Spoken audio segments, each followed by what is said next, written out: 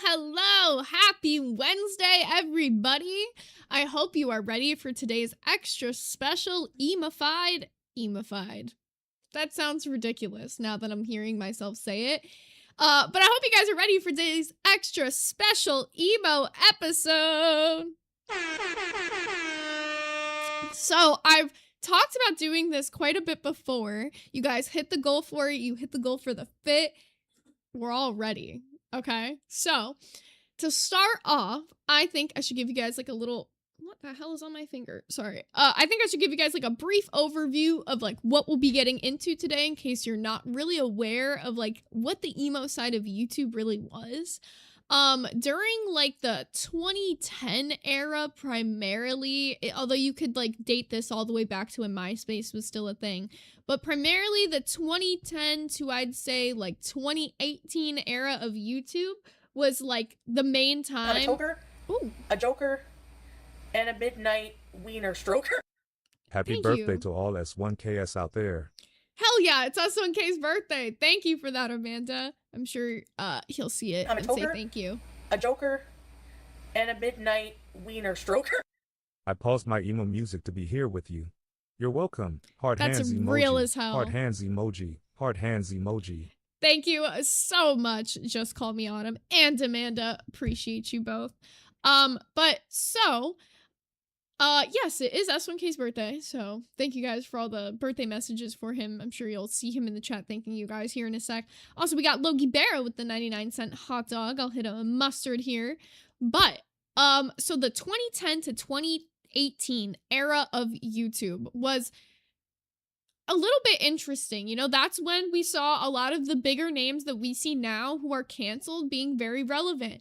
And emo YouTube is actually not separate from this whatsoever. The biggest time of when there was a popular like sphere, I'd say there was its own community, similar to how there's a commentary community, there's like Goro World, there was an emo community. And most of the people who used to be a part of the emo community are either no longer around or are around, might have some controversies, and it is very rare to find a person who has zero controversies from this era. So I was originally going to do it as an iceberg, but I think it's better structured as a deep dive where I start with like one of the most prevalent channels and then work our way into some side characters. So we got to start off strong. We got to start off with My Digital Escape. And if those of you guys out there have never heard that name, boy, am I about to take you on a wild ride. So My Digital Escape was a collaborative channel that started in, I don't know, it's up to interpretation, whether it was 2014, 2015, etc., etc. But this collaboration channel made some big waves within the emo community because it brought together a bunch of different names of people who you previously wouldn't really see collab because they lived in all different parts of the world. There were creators that were from the UK, there were creators that were from America or like California, and then some in Florida, like all different types of places, right? So it brought a lot of different eyes onto the channel, and the best place to start is the OG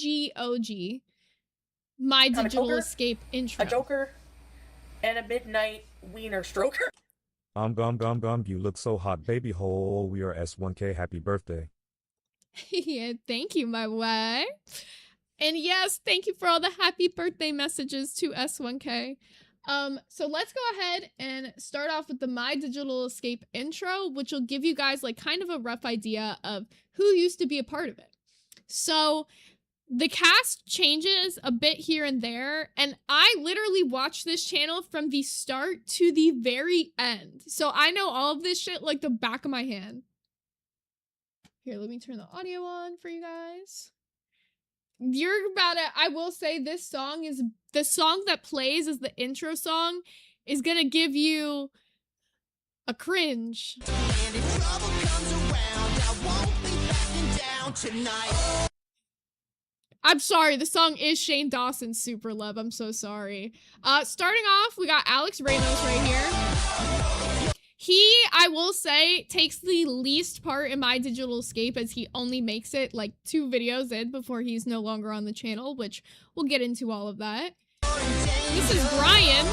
Brian's the biggest problem, and we'll get into Brian very shortly. This is Alex right here, Alex Durami.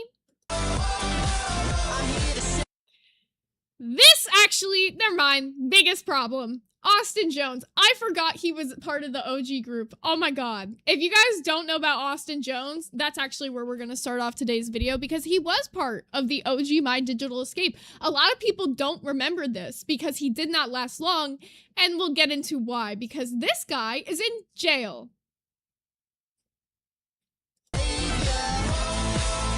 Kyle David Hall. Kyle David Hall also has some bad allegations we'll get into. Jordan Sweeto right here. The only one, I would say, besides like the women from My Digital Escape, who has no allegations. I have looked all types of the internet to see if there's any allegations or any controversies with Jordan Sweeto. He has been deemed the least controversial person from the emo YouTube era, which makes me happy, because in this era, I was a Jordan Sweeto stan. That's actually how I found out about the whole emo tuber space. So, Jordan Sweeto was one of the good guys, which makes me really happy. Johnny Gilbert. You guys might recognize him, but might not recognize him from this video, but might recognize him from the thumbnail. He's more of a popular TikToker these days. He's done collaborations with people by the names of Jake Weber, Tara Yummy. I don't actually know how to say her name, but yeah. So he's a bit more popular these days than I'd say anyone else you're probably going to see in this video, so he might be the only one you recognize. Besides like Social Repose, who like technically wasn't part of the OG. We'll get into that. But we got Treza Mill with the Little Smokies member for 1 month, who said, so like, do you have MySpace? Oh my god, I love the little like the little character with the winky. And happy birthday, S1K. Yes, thank you guys. Oh my god, why won't it play? Hello?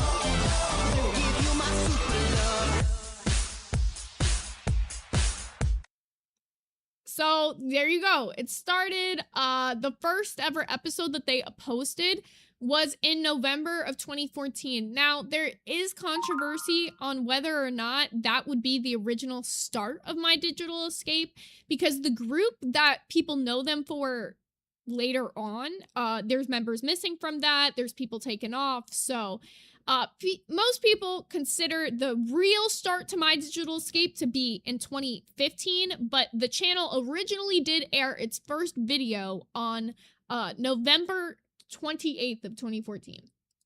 So now we got to get into some of the members and what happened. So one of the first people that I think we should start with is one of the people who spent the least amount of time on the channel, that being Alex Ramos. So Alex Ramos was actually a popular Viner. He like blew up a little bit in the Vine era. He had 1.4 million followers on Vine before it was shut down. And in 2010, he created a channel called I Can Do Vocals, where he did like covers, where he was in a band. The band was called Aspirations at the time. It never really became anything that crazy, but that's a lot of where he spent his early days in YouTube. And then in 2014, when My Digital Escape first started, he joined and only did 2 videos before he got... Now, this is the controversial part. He says he left on his own. There's been rumors that he was kicked out of the group for not posting on the channel consistently, because one thing to note about My Digital Escape and what made them blow up in the time is because this was around the time of the O2L era. And if you don't know what O2L is, it was a channel called Our Second Life, which featured like a bunch of these like teenage boys who had like One Direction, 5 Seconds of Summer-esque fashion styles, which was really popular in that era because that's when One Direction was like super big. And they created like a YouTube channel where they did like videos every day. Like a different person would post from the O2L group, and they would like do skits, and they all lived together in this house. And so the whole idea of My Digital Escape was to basically emulate the same style of content that they were making over at O2L, but to do it for like the alternative scene, the emo scene, the scene kids, you know? Because previously on YouTube, there was a market for that, but it hadn't been tapped into too much other than by Brian Stars, which we'll get into him here in a sec.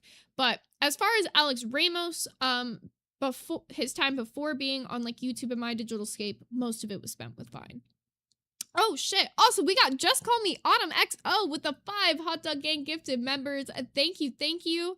We got Brandon Q with Little Smokies member for 1 month, who said 1 month as a Little Smoky. Much love, Zay. Amanda with the Glizzy General for 1 month, who said 1 month Pookie.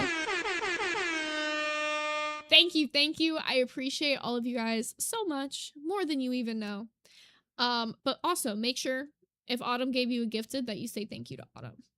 So let's go ahead and get a little bit into why, in my opinion, I think Alex Ramos took a step away from things. So he's kind of been long since gone from the internet, following My Digital Escape's breakup. And, oh, what the flick? It said the video I just clicked on isn't available anymore. I literally was just watching it like 10 minutes ago. I know it's available. Don't fuck with me. Yeah, I don't know why it did that. That was very strange. Okay, so anyways, in this video, it's going to run through some of the controversial tweets that had resurfaced from Alex Ramos around this time. And this is what people contribute to being the reason that he left My Digital Escape. Now, something very interesting to note, though, is that these tweets came out in 2013. So this happened before the channel had even formed as a collaboration channel. But as you will come to know, the owner of the channel, Brian Stars, is the type to, when his talent is in controversy, sweep things under the rug. So let's go ahead and run into some of what these tweets were. So starting off, this person tweeted out, "Are you a fan of Alex Ramos from Vine?" And in the quote tweet, it says, "Sorry, I'm Alex," which is Alex Ramos, tweeting out, "Someone asked me what I'd do if a bitch slapped me. I'll beat her ass. Women want to be equal anyways, right? So let me beat your ass, dumb bitch." Starting off very strong. Now, there's more here. This is just one. Then, here's another one. The quote tweet says, "Honestly, I thought he was hilarious, but while looking through pictures to explain the Curtis Lepore, that's a whole nother problem. I found a heaping load of screenshots of this guy showing us an example of just how terrible of a human being he is." Alex Ramos said, "At Lazy Kids Muke, how about you yourself?" Moving forward, the quote tweet says, "When faced with angry replies, he told someone to earn themselves. Do you know what encouraging means? You're just as bad as a murderer. If that person had been near the edge, he could have sent this person to a death. We would have lost that person because of this man." So here's the tweet that's in that quote. And it says, "At Sorry I'm Alex, have you ever been fucking blanked?" I'm sure you guys can assume what blanked is. Asshole. I have, and there's nothing about it that's fucking swag. So if you haven't, I'm assuming shut the fuck up followed. He said, "OMG, shut up. No one cares. I was joking. Bye." And then I think there's a little bit more. Yeah. Then he said, "Oh, it's a girl? Who cares then? Just break her fucking teeth in and R-word her." Then he says, "Stupid fat girls get so mad just because they don't like what they see in the mirror, so they get mad at me. Sit down." There's more. Also, thank you, Shraza Mill, for the 1 Hot Dog Gang gifted member. Continuing, here's some more of the tweets. I guess most of these we've seen. This one, that's it. You're getting, I need a fat blank, like too skinny blank, help. I don't even want to know what these blanks are here. Not gonna lie, but you guys can get a general gist. He also says, all I want is a girl that will dress pretty for me every day when she's making me a sandwich after I fuck her and leave her house. Okay, so who wants to blank while I'm playing PS3? Apparently, all I can get is fat girls or Mexicans. So, this all happened before he even joined the collaborative channel. Now, when the collaborative channel happened, like I said, he was the least active on it. The schedule that they had set was that like each person would post on a certain day of the week. So let's say Jordan's day was Monday. He would post on Mondays. Alex's day was Tuesdays. Well, Alex's day would come along in the weeks and there would be no posts for most of the weeks happening. So eventually he was removed off this channel. He has since gone on to become a music man. He has deactivated most of his previous side channels. He was the type to make a bunch of different side channels for different things like vlogging, whatnot. Most of those are deleted, except his original Sorry I'm Alex channel has been rebranded to the name TRZAN, which is like Tarzan, and he makes music there now. So that's what happened with Alex Ramos, one of the people who spent the least time on My Digital Escape. And I think before we get into any of the other members, there's going to be a lot of mention of someone by the name of Brian Stars. So we got to get into who Brian Stars even is. And I'm going to actually pull up a picture of these people while I'm talking about them from here on out, so you guys like know exactly which person we're on and it doesn't get all confusing and all that stuff. All right. So the next guy we're talking about, Brian Stars here. So Brian Stars actually became popular on YouTube, probably not like I'd say before any of these other people, but he had like a different type of fame on YouTube. Brian Stars was popular for interviewing bands, and particularly he would emo bands like Pierce the Veil, Sleeping with Sirens, Of Mice and Men, big bands that were popular within the emo scene communities, etc. But the thing that made Brian kind of blow up was that he would ask like really strange questions, which now looking back on it, as a 14-year-old kid, I'd watch and be like, that's kind of funny.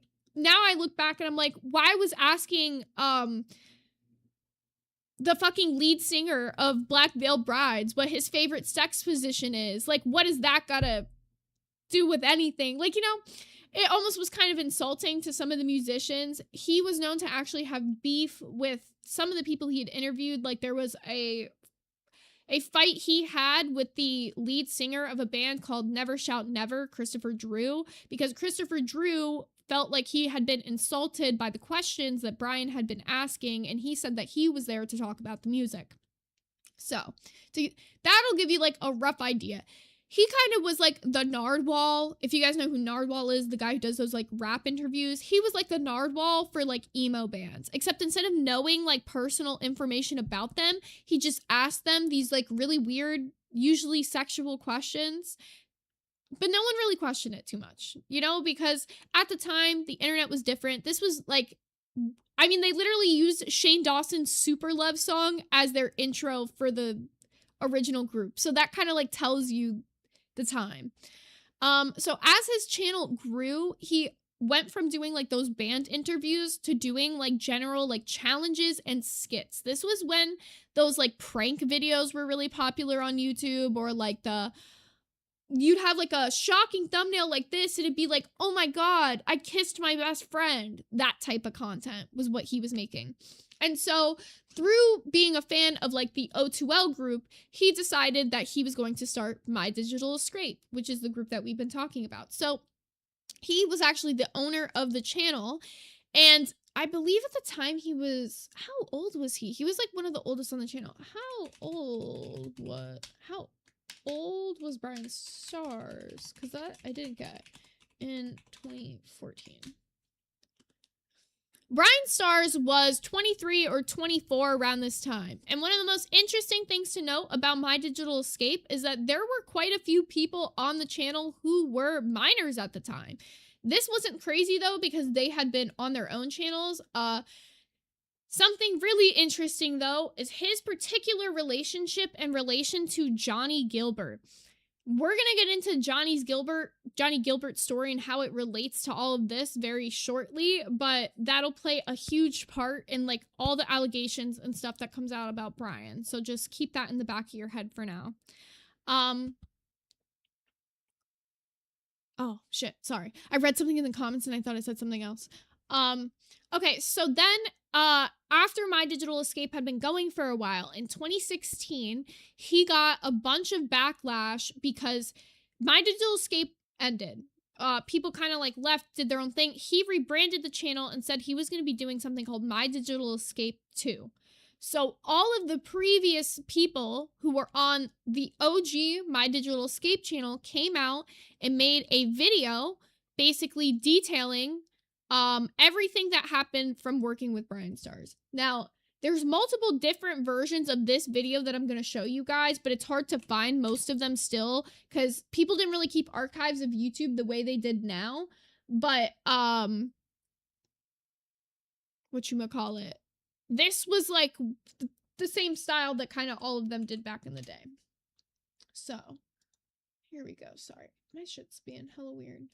This is a long one, so I'm gonna see if I could like skip around in this a little bit here and there. Cause basically this is one of the people who was part of the group. Hey there, I'm Shannon. She's gonna kind of like detail some of what happened while she was part of the group. I'm trying to see if I could pull up the transcripts. Yeah, here we go.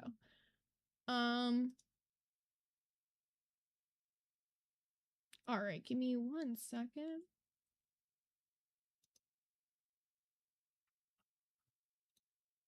Beautiful. All right, we'll start at the beginning and then I'll skip ahead in this a little bit to when she gets to some of the allegations, because what she says here has to do with like the next 6 people we're going to be talking about. So this is very important. Oh, and it's muted.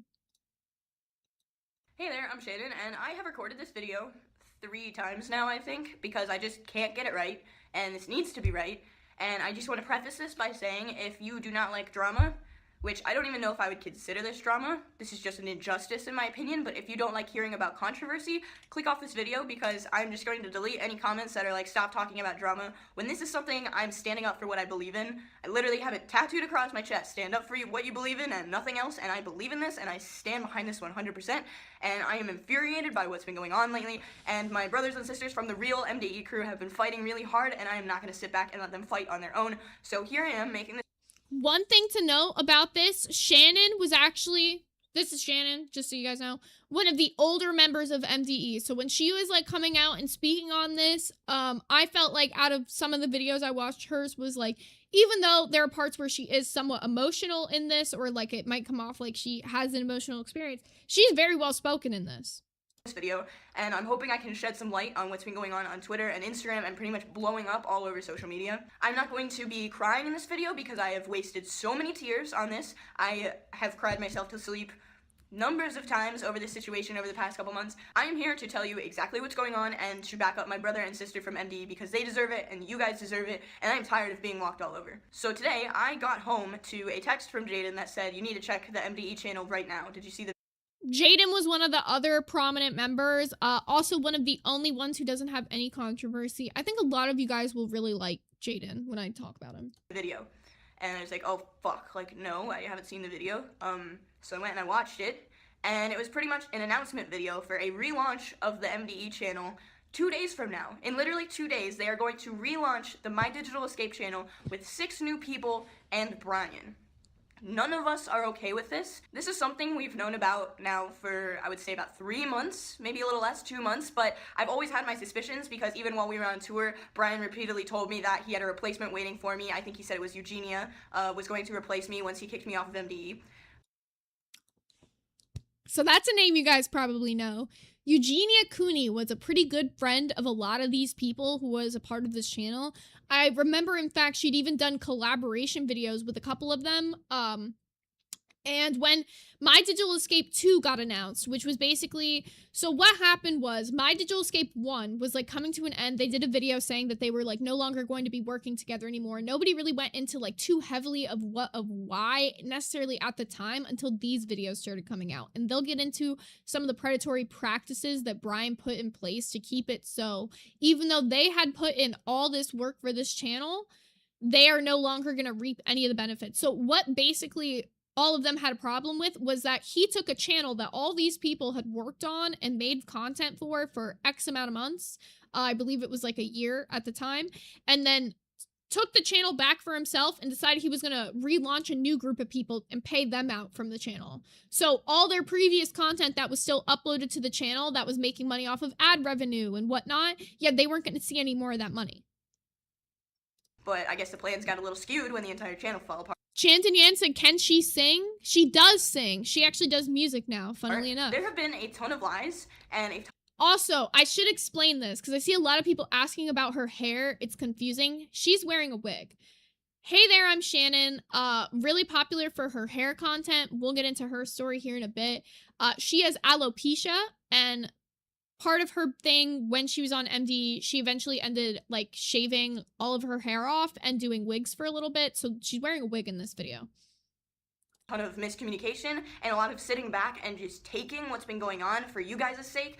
But there has been so much horrible, just horrendous, painful suffering that has been going on within the six of us, meaning myself, Alex Dorame, Johnny Gilbert, Cal David Hall, Jordan Sweeto, and Jaden Whale, and we have sat back and took it. And I'm gonna tell you who all those people are. Don't you worry. And it is time to tell you, and it transcends literally this suffering, this pain, everything we have been going through transcends what you guys have seen by so much off camera. It has been so much more of a shit show, so much more angering, so much more just disgusting, slimy stuff going on that you guys couldn't know, and we didn't want to tell you because you shouldn't have to hear it, but at this point you have to. You have to for my sake, for the rest of the real MDE cast as Brian would call us, for their sakes, for your own sakes. So I guess I'll just begin with the beginning of my own My Digital Escape experience, and this is all my personal experience. Brian has threatened to sue me on numerous occasions now, so if any of this is vaguer than you would like it to be, I really apologize. You can send me.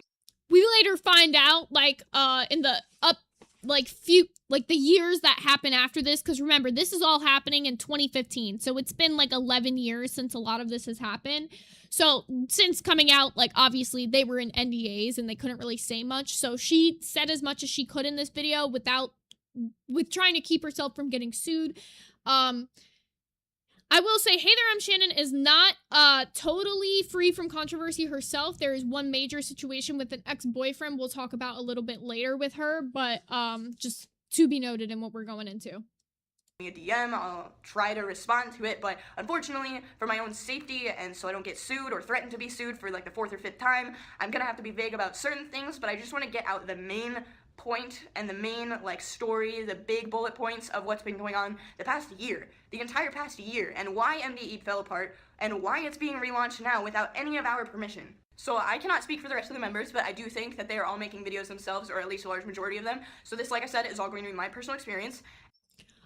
So they end up actually doing their own collaborative channel. She does not take, Hey There, I'm Shannon does not take part in it. She goes and does like her own thing, but there will be a future collaborative channel that comes after the end of MDE, which we'll talk about a little bit, but not really much content came from it. And I'm going to start from the very beginning, the day I got the phone call that I was inducted or whatever into MDE, that they were looking at me. So what I recently found out was that when the spot opened up for a new member, a new 7th member, a lot of people were contacted to fill the spot, and almost, well, I guess all of them did say no previous to me, and I wish I had said no.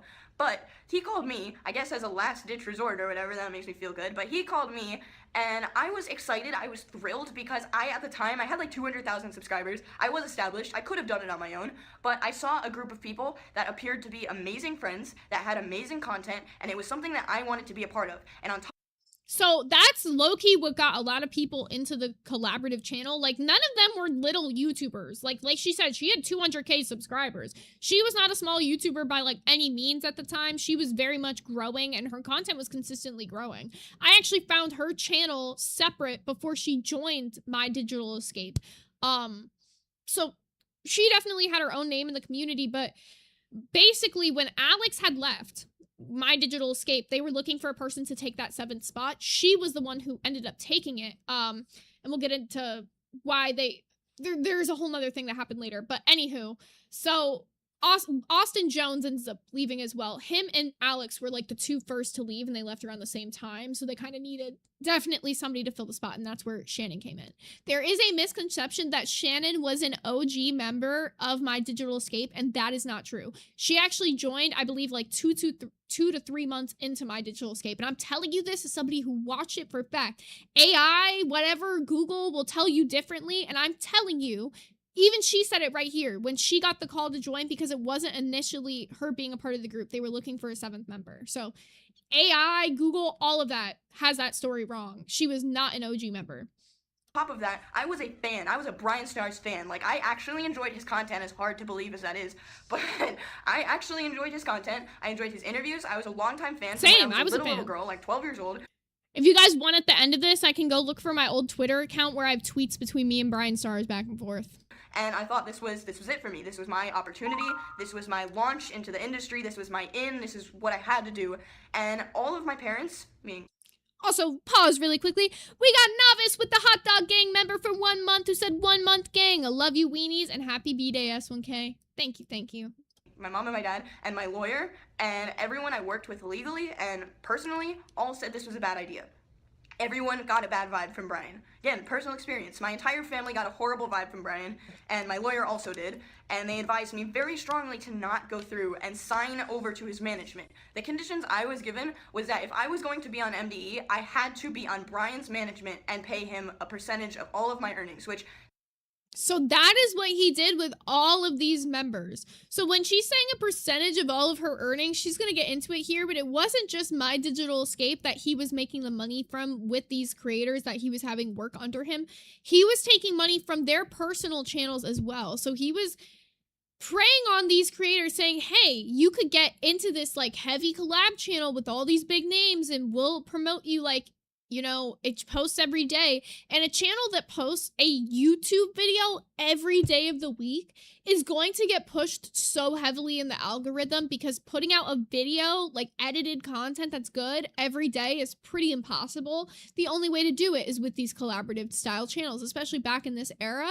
So they got so pushed in the algorithm. So he's like pitching this to these people like, yeah, even though you're a big channel, like you're going to work with all these other creators you would never collab with in another sense. You know what I'm saying?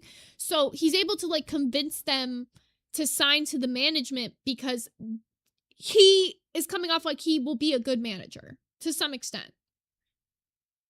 Also, we got the Trolling Pop-Tart with a Glizzy General for 1 month who said, happy birthday, S1K. Hot Dog Gang rocks. Hell yeah, you all rock. I love you guys. Thank you, thank you. Seems fair. Management, that's what's supposed to happen. However, he didn't do, in my personal opinion, he did not fulfill his duties as a manager. And so he was pretty much just taking a cut of my paycheck every month and making it hard for me to survive on the money I was making, and just kind of sat back and terrorized the MDE channel. And by terrorize the MDE channel, this is what I mean. 7 out of 7 week was the first time that I realized there were huge problems. Like, as soon as I met everyone and we were all in one room, in one setting, I realized we were fucked. Like, we were...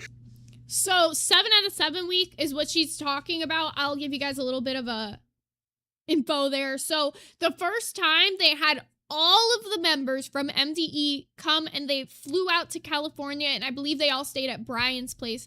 Brian and Johnny lived together, which we'll get into a little bit later here, but they brought them all into the same place. So that meant instead of each one of them uploading and editing and posting their own video for that week, they all had to feature in a video, each person's video, for that entire week. So for 7 days straight, they were making videos, uploading content like nonstop on the MDE channel for each other. Now, they also did like their own personal collaborations that they post on their own personal channels, but primarily all the content that was made there was made for the MDE channel.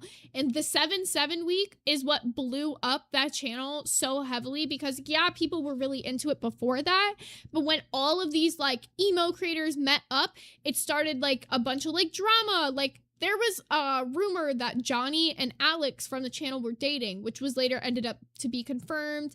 And that started a whole bunch of drama because they wanted people to they wanted to see them kiss on camera. And 7-7 week is when people did get the first kiss on camera between Johnny and Alex, but it was something that was very pressured. And keep in mind, these are people that were like 16, 17 at the time. I'm pretty sure, let me look up the exact age. How old was Johnny Gilbert in 2015? He was 17, and I believe Alex was either 17 as well, or she was 16. She was 17. Yep. So for most of the time, she was either 16 or 17 when the first kiss happened. It just depends on when in the year it happened because her birthday's in March. But all I'm trying to say is that these were like teenagers. These weren't adults that people were kind of pressuring to kiss on camera and stuff. These were teenagers. Trapped. There was nothing we could do. No one was happy. No one wanted to be there. Everyone was scared. Everyone was just letting this happen because no one knew how to fix it. And by it, I mean, at the time, the first initial problem we had with MDE... I gotta pause really quickly, because Chandanian said OG Content House. Yes and no. The OG Content House is O2L, which is our Second Life. Remember I told you, like, the group that this was based on? That's the OG Content House. This group, MDE, kind of modeled that. So they were one of the first content houses to ever exist. Was the content. While YouTube is it's a job for me, and it's a job for everyone that does YouTube, you know, every day or frequently, weekly. Pretty much everyone who does YouTube and is a professional YouTuber needs to make money. They have to make money. You know, it's a job, you need money. You need money to survive. That's just a fact of life. And while I do this to make money, I only make money doing this so I can do it. I don't know if that makes any sense, but almost all of the money that I make goes straight back into my videos because I love my videos. I did this job, I did YouTube for 5 years without making a penny. 5 years. I'm pretty sure my channel started in 2010, and I didn't start making her channel did start in 2010. Money until last year. So if that doesn't go to show that I actually do care about this and this isn't about the money for me, then I don't know what will, because I did this for 5 fucking years when I could have been doing something else, could have been doing sports. I could have gotten a sports scholarship, but I wanted to do YouTube instead, so I quit sports. You know, I love this. And so that was the case with most of the MDE members. And by most, I mean myself, I mean Jaden, I mean Kyle, I mean Alex, Johnny, Jordan, all of us, we really cared about our content, and we do this because we love this, not because of the money. We make money so we can continue to do what we love, essentially. But that was not really the case for the MDE Corporation. What started out as... Yeah, the MDE Corporation really is just Brian Stars and his, like, team of people, by the way, because there'll be a couple times where they say things like that. It's really just all owned by Brian. A fun-loving group of friends doing what we love quickly became... I don't know. I don't even know. It was like a fucking factory. It was like working in a factory. I found no enjoyment. It drained... Here, we're gonna skip ahead in this a little bit because she gets, like, while her personal feelings are important, she gets, like, on personal feelings for a lot here, and I want to get into more of what happened. Oh, wait, no. She gets into it right here. I love to skip ahead. Out of me, and on 7 out of 7 week, we had to make videos that Brian very closely orchestrated and organized. He picked every topic. He didn't give us a chance to pick the topics. We were not allowed to choose what videos we wanted to make. He paired us up with who we did the videos with, which is why there's a ton with me and Alex, because that's what was selling. Not that I didn't want to do videos with Alex. I had a lot of fun doing videos with Alex, but that's what was selling. That's what was getting the views. So there was, like, certain, like people in the group who definitely, like, were more popular than others. Like, I would say the most popular members who, like, people wanted to see all the time were Johnny, Alex, and Shannon. You could maybe put Kyle in that. Maybe, but, like, really the, like, three, like, Johnny and Alex were the 2 stars of MDE, and the rest were kind of like their side characters, their friends. That's almost how it came off to a lot of people. And yeah, they're, like, granted, they were all had their own popularity in different ways, but the thing that made Johnny and Alex, like, the stars of MDE was because they both lived in California at the time. People shipped them together. They really wanted to see them in a relationship because they were, like, the same age, both alternative, and they, like, flirted with each other frequently on camera. We'll come to find out they were already dating the entire time. Like, we didn't get to choose who we partnered up with. It was just always Shannon and Alex get together, you know, and the content was the biggest problem.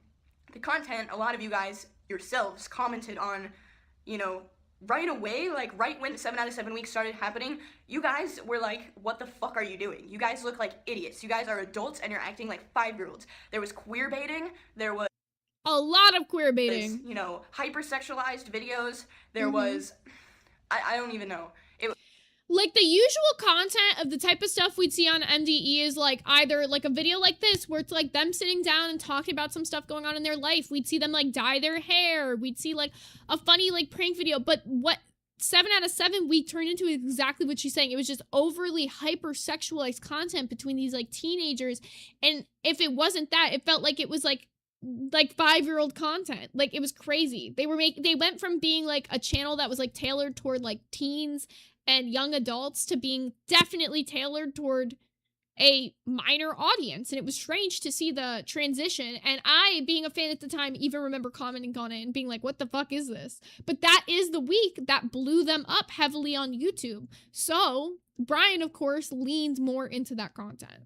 There was selling suicide, like, there was, like, Depression Day and everything, which to me is totally fucked because, you know, I think, you know, the person in charge of this knew, this is what I think he knew that, you know, young teenagers are often depressed and often suicidal, and they find refuge and they find comfort in our videos. And if they're genuinely me sitting here and saying I'm having a fucking horrible day and I want to vent and this is how I'm getting through it and you can get through it too, that's one thing. But saying, all right, everyone, go sit down, get in your corner of the room and make a video about depression, that's just selling suicide, and that is fucking gross, and I am not okay with that. And I'm actually thankful for Jordan, because Jordan was the first person to stand up and say that this was not okay. He was not okay with mostly he was not okay with the hypersexualized content, which I wasn't either, because Which is not a surprise, because Jordan Sweeto, the guy I told you earlier, has, like, no major controversies.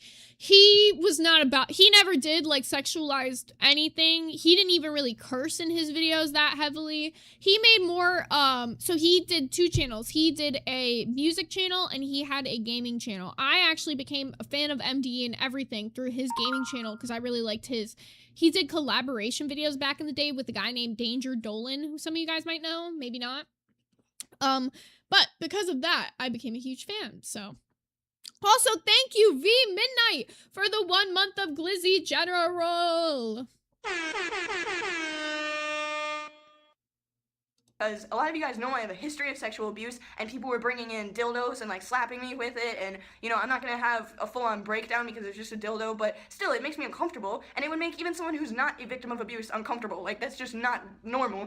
And on top of that, our audience is a bunch of 12 to 15-year-old girls, where they should not be exposed to this type of content, and often on the As someone who was a fan of this content at this exact era, I fell in that age group. What she's saying is very true, like, super accurate, because I was a fan of this content, and thinking back to, like, being the age I was when I watched this, it started in, like, I was, like, 14 years old. I was watching this at, like, 14 years old, watching, like, this guy who, at the time, we all thought, like, originally watching this channel, you would think that, like, all these people were, like, the same age. Then it's, like, coming out, some of them are 20, some of them are 16, and they're slapping each other with, like, dildos. Like, internet, parents don't really realize what their kids are watching, and so, you know, to an extent, I don't feel responsible, because to an extent, if you aren't ready to watch something, you shouldn't watch it, but to an extent, I do feel responsible, because if I know personally the MDE audience was young girls, I could see it literally on our analytics, girls ages, like, 12 to 15 or whatever was our demographic in the US and UK and Canada.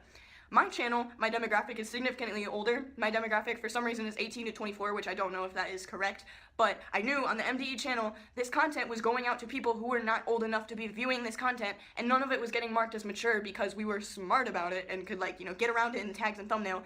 And no one was okay with it. Everyone wanted it to stop. You know, during 7 out of 7 week, everyone literally was just like, this is not okay, this is weird, these videos aren't the stuff that we're making on our own time, and we brought it up in a group discussion that ended up getting really, like, violent and heated, not physically violent, but screaming and everything, and the final results from the person in charge of the channel, who pretty much could get us to do whatever he wanted us to do, was, if it's not broke, don't fix it. So this entire time, they finally reach their breaking point. They snap at this guy and they're told, that ain't a problem. We're still making money. What the fuck? If it's not broke, don't fix it. Meaning, if it's still making us money, keep doing it. Exactly. We had moral concerns. We had emotional concerns. And if it's not broke, don't fix it is the only response. But it wasn't even just, like, our fans we were concerned about. We, as people, as human individuals, were genuinely uncomfortable doing the videos we were doing. You know, we could have got up and walked away, but where are we gonna go? We're in LA, no plane ticket, no way to get home, nothing. Like, we were very intimidated, and it was sad, and all we could do was try to discuss things, which always turned into a yelling argument. Which is like part of what I was saying earlier, like this is the first time they'd all come there. Like most of these people are like teens, like through between the ages of 16 to like 18, and they're given this like plane ticket with their return flight and all that, but like they don't have the money to buy another plane ticket to go home. They're stuck in this situation at this collaboration house where their talent manager is like literally putting them through the ringer, making them do shit that they never wanted to do. It turns into like humiliation rituals. It's kind of crazy.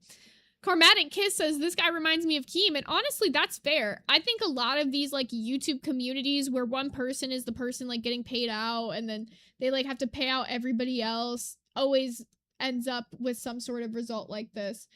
I'm gonna skip ahead in this video a little bit because she's gonna talk a little bit about, like, the tour stuff, and honestly, like, the tour stuff, while it is important, is not as important as like some of what she says later about the tour. All right, so here's the part about the tour that is more important. And that's genuinely true. We were prompted by our management. We were like, if you have to do this tour, this is going to be a great thing in terms of money. Money everywhere. There's going to be so much money on the MDE tour. And, you know, I was like, that's great and all, but I don't think we're big enough to tour. Like, you know, so, like, when they did a tour, like, perfect example, you guys know what I'm talking about when the YouTubers did tours back in this day, where they do those, like, on-stage podcasts or whatever the fuck, and you go and they do their little skits and funny stuff. So they did an MDE tour. Now, before this, actually, part of MDE got to go and be the Warped Tour YouTubers for the year. It wasn't the year that Warped Tour ended, it was the year before that. Because I remember begging my parents so hard to let me go to Warped Tour. Because not only were my favorite bands playing that year, but my favorite YouTubers were going, and I had to meet them. It was like a whole thing, but didn't end up happening. I did not go to this Warped Tour tour, but through, like, them being part of this talent agency through Brian, it wasn't them just making YouTube videos. They literally were physically going and doing these, like, different types of events, like Warped Tour, the MDE tour, etc. There was, like, different meet and greets and signings and whatnot. And he's taking a big percentage of all of this from each person. So it really is coming off very similar to kind of how Keem does things, where he's like, let me take 50% of each person. Realistically, you have to start thinking about how much money that person at the top is all getting for these little people doing all this work. We're not a band, we don't even fucking do anything, we're YouTubers, and, you know, that's hypocritical of me to say, because, like, I want to go tour, and I'm gonna go tour when I have music and stuff, but at the time, I didn't. I was like, what the fuck am I gonna do? Like, stand on stage and fart in the microphone? Like, Jesus Christ, like, we aren't ready to tour. Most of us don't have acts, and you're not helping us put together acts, you know? Like, if Kyle wants to do comedy, you need to sit down with him and help him write out his comedy thing. You're the fucking manager, and that didn't happen. You know, it was just, you know, here's your time slot, you're gonna get up on stage, and I ended up even cutting one of my skits or whatever because it was supposed to be me and Alex. It was supposed to be our skit because we were the two on the tour with nothing to do. We literally were just there for shits and giggles because having our name on the ad mat would sell more tickets, which is the honest truth. And we didn't want to be there. And we decided, me and Alex came up with this, like, potato sack skit where we would pull a fan up on stage because we were like, you know what, if we don't get to do anything, we at least want to be the ones to interact with the fans, you know? Because you guys are why we're doing this, and if we don't have, like, a real performance, you guys are going to come up and hang out with us. But we were only allowed to do this if Brian got to get up on stage and commentate. So he got to talk about the potato sack race, which didn't need commentary because I could have fucking done it myself. I am the most vocal person out of the entire group, I think. I talk the most, no I know question. that for sure. And I could have done it myself. Alex could have done it. Alex is a great talker. Anyone up there could have done it, but he had to do it too. And on top of that, he had the headliner spot, so he had the longest set and everything. So this is where I have to get really vague. So what she's talking about, like, with this, so the reason that I personally believe that the MDE tour happened more than anything just to, like, make money, there were certain people in MDE who, being under Brian's talent management, had other avenues of revenue. Like, a lot of them were musicians, specifically Johnny, Jordan, and Kyle. Well, Kyle did comedy. He did, like, comedy skits or whatever, but Jordan and Johnny did music professionally Johnny happened through Brian, but Jordan was doing music. That's how he even became a YouTuber, was his entire channel started off as a channel for his band that ended up disbanding, and he went on to do his solo career.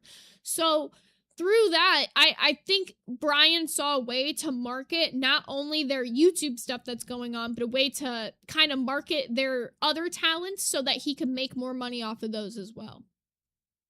But Shannon, she does music now. At the time, did not really do music. Like, she did little covers here and there. She's not, like, writing her own songs yet. Very vague. And I wish I could tell you, because this is what... Also, Foxtrot Remedy, thank you for the Little Smokies member for 1 month, who said, woot woot, 1 month. Parasocially, love y'all, and happy birthday, S1K. I parasocially love all of you back. And thank you for all the sweet birthday wishes for S1K. I really appreciate it. And we got Wake Up Little Susie with the Glizzy General for 1 month, who said, hi, wieners. 1 month, Glizzy Gang. Happy birthday, S1K. Thank you all so much. I know he really appreciates all these birthday wishes from you guys, so thank you. Really tore the entire thing apart was money.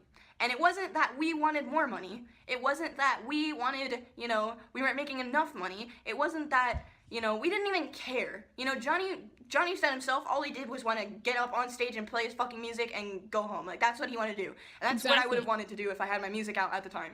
That's what we all wanted to do. We just wanted to put on a show. We didn't want to do it because of the huge monetary gains. We didn't want to do the tour in the first place, but if we had to do a tour, we wanted to do it for the right reasons, because we wanted to play our music and have fun and stuff. The problem was the other person was not into this and was very sneaky and slimy, and there was a lot of money, you know, problems, I guess I can say. There's money problems not related to the 6 of us.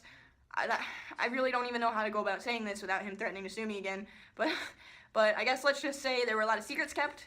There was a lot of wink wink bullshit. I really don't even know. I'm like, basically none of this ever like ended up fully coming out. There is some stuff that Johnny ends up saying later, which we'll watch after this, but this is like the general gist. I don't think there's much more of what she says here, but I think you guys got kind of like the general idea of the predatory management style that he used to kind of manipulate these young people into doing this channel for him. Then when it broke up, that's when he announced MD2. Because of the backlash and all of these videos, that's why he chose to no longer go forward with making that channel. But we do have a little update. This comes from 2022, actually. Johnny posted this video on both TikTok and YouTube, where he talks a little bit about what Brian's been up to as of recent. Don't mind my messy look. I was gonna, you know, get ready to take a shower, but then I got a message from your boy, Brian Starr. Which is really weird because I have him blocked because he was being a creep with me. I really hope I don't get clocked for the music on this, but Just Call Me Autumn with the Little Smokies for 1 month said, just to let everybody know, I'd still pick my friends, y'all, over anyone else. Happy birthday, S1K. Zay, you're much better solo because you are happier. Thank you. And I agree on that front. I'd much rather be able to pick my content and pick the people I hang out with and associate with every day than be in that fucking place. I might get clocked for the music on this. I hope not, because what he says here is actually important. And I was like, I can't handle this anymore. But he's been harassing my friends and myself included for quite a long time, and he still hasn't stopped, so... Oh, one thing that also came out about Brian, oh yeah, he used to message underage fans. As someone who had correspondence with him on Twitter back when I was 14, think I can back that up. Let's just like put him on blast at this point. Now, me being the nice guy. So it's hard to see, but he gets a message from Brian that says, hey, Mr. 6 Inches, are you just bored and craving attention? Stop posting me on your channel for views, thanks. Then, Johnny responds and says, feel free to send me more of your drunk messages from different numbers because I already blocked you once, creep. Why does Brian call Johnny Mr. 6 Inches, by the way? Oh, yeah, because Brian, who was supposed to... We'll get into Brian and Johnny's relationship here in 1 sec, but Brian has definitely seen a young man's part. That I am. I'm not going to show his number, but he said, hey, Mr. 6 Incher, which is such a weird insult. Are you... Okay, here, let me skip ahead to when he talks about it more. You know, his message wasn't that bad to me, but he's been calling my friends whores and shit for so long that, you know what, fuck him. So on my Twitter, I said all this, hopefully He said, Mr. 6-inch LMAO, Brian said I asked to suck his dick once and he turned me down, which never happened. This fucking guy always wanted to date, I'm sure of it. He had me living with him at 16, hiding it from his parents. Fuck you, pussy. Leave me and my friends alone. And like I said, that's gonna lead into their whole relationship. this video doesn't get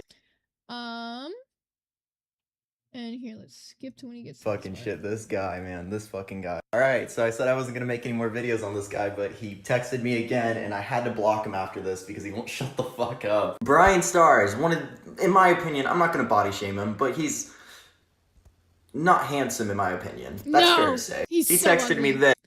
He said, just don't ask to suck my dick again. The answer is still no. He said, trust me, no one would want to suck your dick. People don't beg underage people to, remember, don't beg underage people to drink again. He said, have fun living with mommy. You asked to suck my dick, lol. I said no, and it will never happen, you emo pop star wannabe. Bye-bye. And then Johnny responded, are you on drugs or just brain dead? Yes, and you can just read it all. Just don't ask to suck my dick again. Where the fuck is he?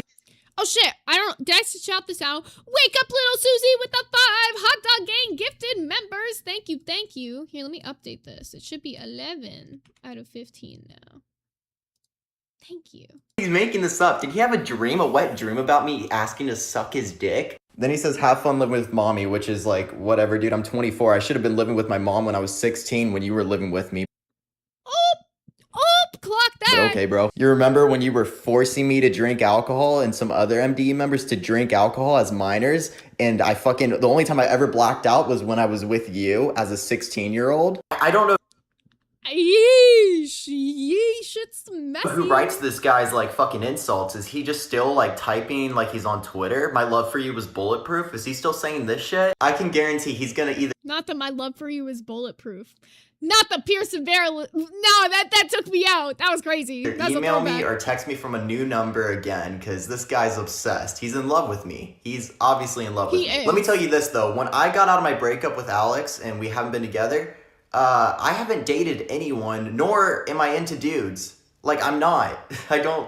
Since this, by the way, he's gone on. He's actually dating a really famous, what's her name? Johnny Gilbert's girlfriend. His girlfriend's hella famous. She's like an actress. Johnny Gilbert girlfriend. What the fuck is her name? Grace Van Dyne. She's known as Chrissy in Stranger Things. So if you guys are Stranger Things fans, you'll know who it is. The person who plays Chrissy, that's his girlfriend. And it's really funny because she looks like a golden retriever and he looks like a black cat. And I can guarantee the last guy I would ever go for is Brian. Also, who asked to suck somebody's dick? I'm pretty sure most people want to get their dick sucked, not suck dick. But that's just my, interpretation on it. Anyways, this guy literally had me drinking as a minor. He had me doing sexual videos with my friends, like encouraging us to do our first kisses for content. Fucking taking our percentages of our money. And now he is 30-something, angry at all of his ex-friends because they don't want to hang out with him anymore, and he's calling them whores and body shaming them and making up rumors about them wanting to suck their dick and all this fucking weird shit. You're 30, bro. I don't know what the fuck you're doing, but enjoy the MDE money that you got because you got a lot of it. And oh no, I have to live with my mom because I fucking got dumped. Oh no, I'm 24 and I live with my mom. Good roast, dude. Also, apparently I have a sick... Which is really funny because in this video he's the same age that Brian was when Brian was like taking advantage of him. And it's kind of like, okay, bro, like, yeah, he lives with his mom, but he lived with his girlfriend in California up until they had a breakup and they moved apart. So he let her stay there and went back home. 6-inch wiener? What kind of insult is that? Like, isn't that average?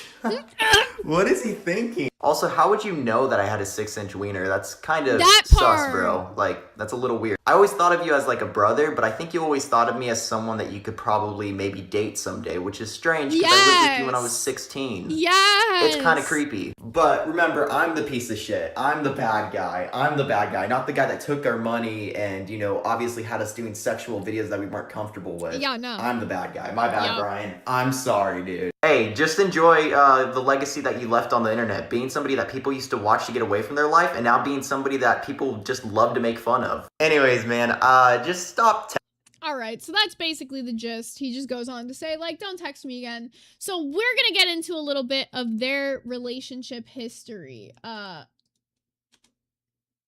I don't know what I just did there.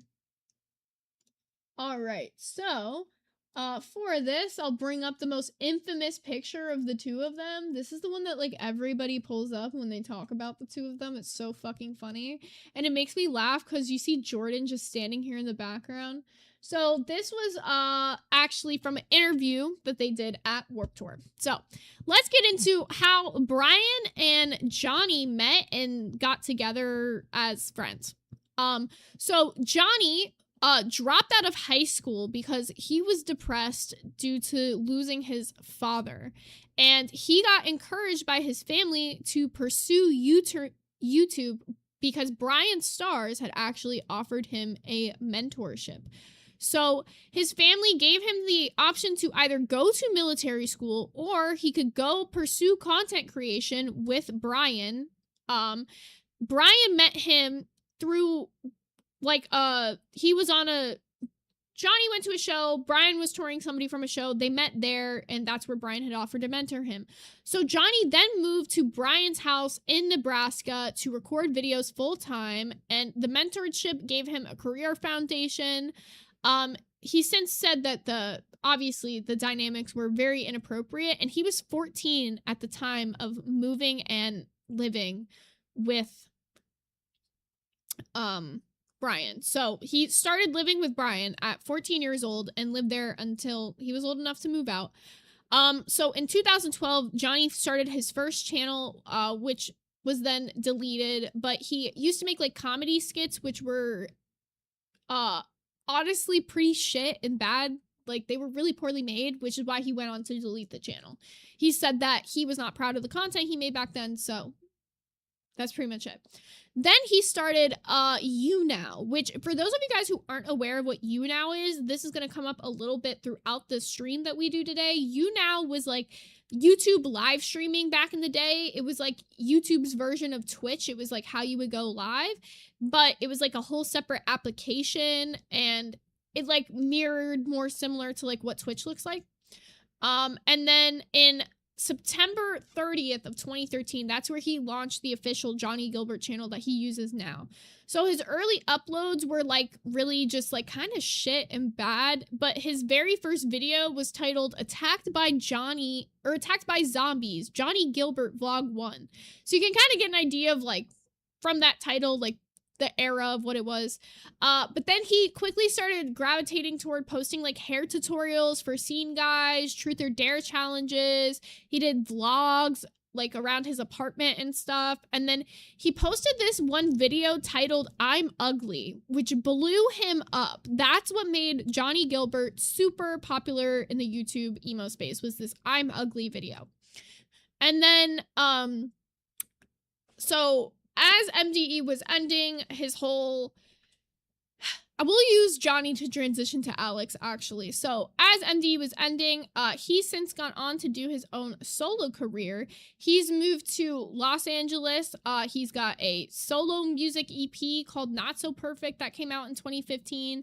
I know he released an album pretty recently. He's done collaborations with people like Jake Weber, Tara Yumi. He's a pretty big TikToker now. So that's where he's at in his life. But the next thing to get into would be his relationship with Alex Dorami, which is going to be our next subject, because him and Alex's relationship was honestly one of the big talking points of MDE over the years, and part of like why things are strange now in regards to talking about them in their time. I'm trying to find like an old picture of her because you can find some new ones, but I'm trying to find like blue hair era Alex.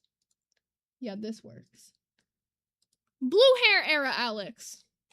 I was in love with this woman. I was so in love with this woman. Still am. Love this woman. Wherever she is in the world, I hope she's having a fucking fantastic time because I love her. She was definitely one of my favorites ever on YouTube. So, Alex DeRamy, she created her personal YouTube channel, coincidentally, the same year Johnny did in 2013. She got famous for doing vlogs, story times, cosmetic stuff, fashion tutorials. She built an audience specifically around, like, constantly changing her hair color. That was, like, the biggest thing. And her first popular upload was a jelly bean challenge video. But then her and Johnny had a highly publicized relationship that lasted 5 years that spanned from 2014 to 2019. It didn't come out that they were actually in a relationship confirmed until I believe 2016, if I'm correct on that, but people kind of speculated the entire time MDE was a thing. They were known as the most prominent emo power couple of the mid-2010s. Their romance was deeply entwined with all the collabs that they were doing at the time, and like all their friends were friends. So along with the other MDE members, they all moved into a shared house at California at one point, and then they kept like living, her and Johnny lived together until their breakup. Years later, people have like reflected on this, and specifically things like pressuring them to have their first kiss was on camera. Things like that, you know what I'm saying? And even she's gone on to talk about like her mental struggles with things. Johnny has struggled with like severe depression and ideations of himself. So he said that that put a huge strain on their relationship over the years, and that he would frequently lean on Alex for support. And then in September of 2019, they mutually announced that they broke up, and they each released a public statement ensuring that they remained best friends and that they shared custody of their dog. They both did a collab channel when MDE ended called Our World Away, which didn't really give too much content. That one featured her, Jaden, Jordan, Johnny, and Kyle on it. When the second group went inactive, though, she kind of kept doing, like, vlogs, and she did, like, prank kind of stuff. Her most popular video after MDE was a song lyric prank text, which was just her pranking somebody using Ariana Grande lyrics or whatever. Over the years, though, her upload schedule became pretty much non-existent. She said that she would struggle a lot with public pressures and internet fame, and she actually moved away from California to try to, like, settle down her life a little bit. And then before she disappeared completely, she said that she was going to, like, be taking, like, kind of a hiatus, and she privated everything on her YouTube. And then in July of 2023, she officially deleted her entire YouTube channel, which meant all of her videos are officially gone. There are some archives on the internet. If you guys are interested in checking it out, you can check out Aussie Archivist. They've got most of the My Digital Escape and the individual members' videos archived, not all of them though, so there's a lot of stuff that is lost to time, unfortunately. But that kind of gives you a general idea of like her, Johnny. Now let's get into some of the least, actually we missed the most controversial person of MDE. How did we skip through Austin Jones this fast? How did we skip through Austin Jones? So how Austin Jones left the channel. So let me pull up a picture of him in case you guys know the name, but you might not recognize the face because he is a criminal. So Austin Jones initially was announced to be a part of MDE's original cast, and that did not last long because allegations surfaced in May of 2015 of him soliciting these videos from underage girls, asking them to twerk for him. How did these videos come out? Well, he would send these girls an instructional video of him twerking and asking them to, like, basically imitate what he was doing. So through that, he got extremely canceled, and it led to him posting this apology video, which we'll watch, which, like, take this literally as a grain of fucking microscopic salt because it's nuts. Hi, guys. It's nuts when you hear we got I arrested. know a lot of you probably have some really harsh and negative opinions towards me right now, and I understand why you do. But I'm asking you to please put those opinions aside for a few minutes and listen to everything I have to say. And if by the end of the video you still have the same opinion, then so be it. But at least you will have your opinion based off of the full story and the truth. I've Knowing now that this guy is in jail for CP, just keep that in mind. recently come under some fire on social media for mistakes I've made in the past. I used to ask fans for twerking videos. Yes, twerking, the dance move. It's not something that I'm proud of. It's not something that I think is right. And I shouldn't have done it. Why don't you mention that the fans were aged 12 to 14?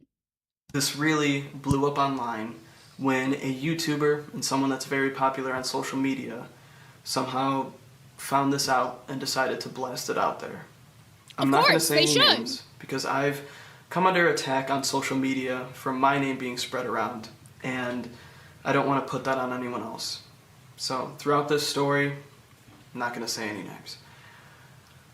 It really blew up online. And Here, I'm gonna put him in a faster speed because I cannot. sent me down a path that is pretty scary. And I'll go into more detail about this. But first, what I want to do is set the record straight. Since the start Dude, psych! Such a good point. Twerking the dance move to minimize it. Yep, exactly. started online, there are a lot of rumors and a lot of lies. They're just not true. Nothing ever went further than twerking videos. There were never any nudes, never any physical contact.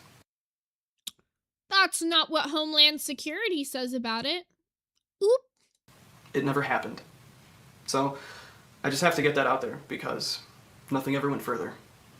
Now, I was on tour at the time that this came out. This was in May, this was early May. I was on the road when this got blasted out there. We were in Boston, it was in the middle of the night, and when this happened, I made the decision to come home from tour. I knew that I couldn't be on the road under this stress, under this pressure, under all of this drama and controversy online.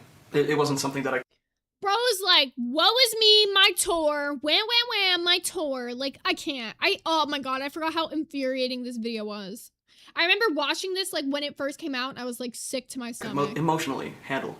A lot of people ask, why did the initial statement take so long to get up? I put up a text statement and apology addressing the situation, but it took me about a week to do so. People thought that I was being a coward. People thought that I didn't want to confront the situation. You were. They thought that I was just blowing it off. That's not true. As I said, I was on the road. I was on tour. We were all the way in Boston. So we had to make the drive all the way back from Boston to Chicago. Why? On that For you drive, to say something? The only thing I did was look at my phone and look at all the hate and death threats. I got lost in it. I would read every Alright, we could keep going on and on about this guy's fucking pity party, but he's gonna go on for 16 minutes with his fucking pity party, and you already heard himself admit that he fucking did it. So let's get into what he got arrested for, because it actually happened years later. Crazy, right?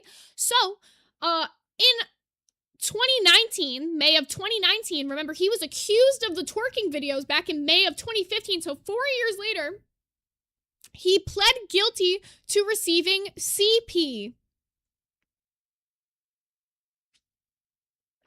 So the allegations were brought to light in 2017, revealing that he preyed on his teenage fan base and coerced 6 different underage girls, some as young as 14, who sent him sexually explicit videos. So the same guy that sat there and said, oh, it's twerking videos and that's as far as it went. Well, what about the Department of Homeland Security, who, by the way, are the people who did this investigation, who showed that him being 26 used social media to manipulate victims, instructing them on what to wear, how to pose, and what to say while recording themselves. Following his guilty plea, the BBC has reported that YouTube permanently deleted his channel, and there is a website on the United States Department of Justice website. You can go on and read all the information about the court case for yourself if you're curious. It's not hard to find. They also have information about it on the ICE website as well. So multiple resources to see what it has. But the prison sentence was announced by the following U.S. agency heads, blah, blah, blah, blah, blah. 120-month prison sentence following a hearing in a federal court in Chicago. So I don't know how long that puts him in prison for. I believe 10 years, correct? He got a 10-year sentence. Not long enough, considering he did it once and would do it again. You know? Love you. But yeah, so there you go. That's what happened with Austin Jones, one of the OG members of MDE. When that all happened, though, the original allegations, they didn't even wait to hear what his response was. They immediately kicked him off the channel and did everything right. So you couldn't really blame anybody except Brian Stars, who supposedly had tried to sweep some of the allegations under the rug. Apparently, he knew about this before it came out. So, just to be noted. Now, let's get into some of the less controversial members of my digital escape. Oh, well, I guess, hey there, I'm Shannon. She's got one controversy, but it kind of has to do with somebody else, so it won't come up too much until we get into that other person, actually, but we'll probably do her and then go straight into the other guy. So, this is Hey There, I'm Shannon. This is probably the look that people most know her for. She was the one with the blonde space buns in that earlier video, but she is known for her green hair, green wigs. Green is kind of her color aesthetic thing. I was in love with this woman as well. God, she's so pretty. Anywho, so her name, she now goes by Shannon Taylor, which is her real name. She launched her YouTube channel in 2010. She got herself up to 600,000 subscribers. She did alternative hairstyle videos. She did like a lot of like teaching people how to do a scene haircut. The first video I ever watched to give myself a scene haircut was from Hey There, I'm Shannon. So, like, she is one of the goats of beauty for emo people. She does great, like, makeup tutorials, etc., etc. And that's what kind of blew her up. And then she talked, another thing that got her really popular was talking about her alopecia diagnosis and how, like, losing hair affected her and being able to do scene styles with hair, with having limited hair, and then teaching people how to put in extensions and stuff. So she had like a very like all-inclusive kind of vibe. It was very good. She joined MDE in 2015 after it was already in existence. We saw the video of her talking about getting the call earlier. And then following the breakup of MDE, she began her music debut under Shannon Taylor. She released her debut EP in 2017 called Two Faced. And she's been in a couple bands here and there with some of her exes. But now she is back to YouTube, coincidentally. She released a video, though, in mid-2022 saying, goodbye, Hey There, I'm Shannon. And she's totally dropped Hey There, I'm Shannon and is now Shannon Taylor. But her and her sister have started a podcast called the Blondie and Baldy podcast, where they talk about, like, emo culture, Warped Tour lore, band gossip, stuff from the era when she was, like, hella involved. And she still does release music independently. And recently, her and Johnny did a collaboration together where they did a dark duet music video called Sleeping With Your Ghost. So, just saying. They're still friends, which is pretty cute. Also, Blondie and Baldy is adorable because she's bald and her sister's blonde. So, it's, like, really cute. All right. So through Shannon, we're going to talk about one of her exes next up because this is her only major controversy that she's ever really had. And he plays a huge part in this. So her ex-boyfriend, he went on to become a, esports guy. His name is Diego Soares, but we got to get into, his emo era and where he falls in line with Hey There, I'm Shannon. Okay, so Diego started his YouTube channel under his real name in 2014.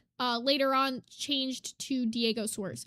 So his primary rise was on YouNow, the same place that Johnny got popular, and he pretty much did the emo aesthetic, all that good stuff. He ended up getting to 650,000 subs on YouNow.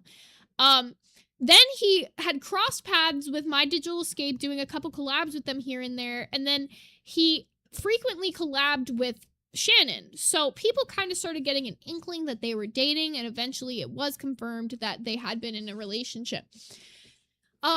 He eventually went for a gaming rebrand as like the scene subculture kind of died out, and he started doing that's when he adopted the gaming handle Diego Soares, and he was doing good in games like PUBG, Call of Duty, and Ring of Asylum.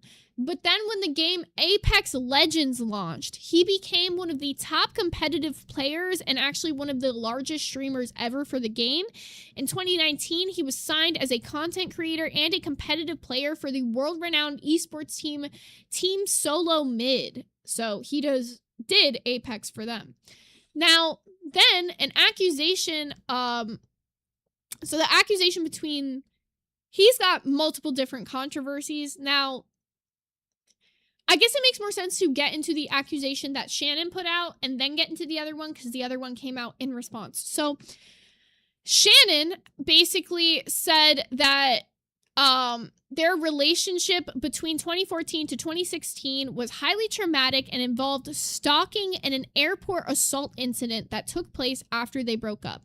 In early 2020, Shannon had posted to Twitter to reveal that after her split from him, that he began dating another woman, and that allegedly he knew this new girlfriend was actively tracking Shannon, and according to Shannon, Diego intentionally withheld this information from Shannon, and then the new girlfriend that was dating Diego stalked Shannon to the airport and beat her ass. Yeah. And then Diego, like, fiercely denied this, saying that, you know, he would never, obviously orchestrate somebody's assault, and claimed he wasn't trying to sabotage Shannon. He emphasized that he actually wanted to help her. You know, he handed over his iPad, and he said that it contains all the iMessage logs and trafficking evidence from the stalker, and he offered this so that she could build a legal case if she wanted to. The situation did end up going all the way to formal court, which Shannon won, and Diego has been criticized heavily for his behavior during the trial. People's claimed that Diego was noted to be smiling and laughing while on the stand recounting the details of the stalker's assault towards Shannon. Shannon interpreted this as Diego drawing malicious enjoyment from pitting the two women against each other. He explained this, saying that he has a nervous tic and it was a misunderstood coping mechanism, and that he involuntarily smiles and chuckles when placed in high stressful or anxious environments. Following the trial, the two engaged in a toxic social media feud where he started pushing for the trend to cancel Shannon. He started the hashtag cancel Shannon, and public drama finally stopped because Shannon had later discovered that their talent manager, who also represented Diego at the time, coordinated that they both had joint statements to protect his career, which then reignited her frustration when she found this all out. So then she put out to the world about the stage kissing issue, which is his second major controversy. So it was brought to light by Shannon that he had brought young underage fans, some aged between 12 to 15, onto the stage during conventions for meet and greets, and that he had done inappropriate poses, photos, etc., etc. In a response video, he admits that the photos were real, but disputed the actual nature of the acts. He says the photos where he was kissing the minors, that no actual lip-to-lip contact took place. He explained that he would hold his hand up and kiss his own thumbs or hand as a camera trick. He claimed that these were also requested by the fans who bought the VIP meet and greet tickets, and that he acknowledged that the practice was inappropriate and that he had permanently stopped doing it years prior to getting the backlash for it in 2020 when the issue was brought back up to attention. Now, I do remember him addressing this back when it first came out, which was like before 2020, so fair, but I don't know if he's actually since stopped doing that. And following the situation that happened between them, the breakup and all that, TSM released a statement, which is the esports group he was a part of, saying that they have interviewed the individuals involved and decided to sever ties with Diego immediately to stand out with the victims of inappropriate conduct. Diego accepted the decision without public hostility, and he noted that esports organizations are highly sensitive to brand damage and opted to transition back into fully independent streaming.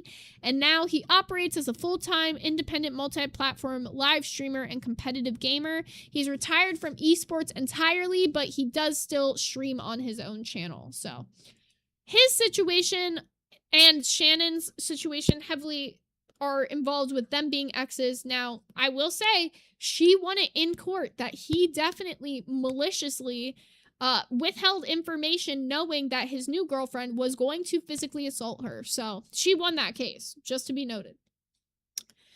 Now, let's finish up with the last couple members of My Digital Escape before we jump into a couple other emo people, and then I think we'll end off here. We might not even hit everybody today. I'll try to hit just the most major ones first and foremost. Okay, so we did Austin, we did Brian, we did Alex, we did Shannon, we did the other Alex, and now we gotta do Jordan, one of my personal favorites. Oh my god, I was such a Jordan Sweeto fan growing up. I loved this guy, and honestly, if you were to support, like, any one of the guys from MDE going forward, he's probably the one. He just has never done anything wrong on his entire time of being on the internet. I don't know how. So, Jordan actually started his channel by doing some comedy sketches, but mostly posting music clips. And the channel was originally called Dan Sweeto, because that was the name of his band back in the day. Then he transitioned to doing solo stuff after his band split up, and he rebranded the channel as Jordan Sweeto, doing vlog style stuff.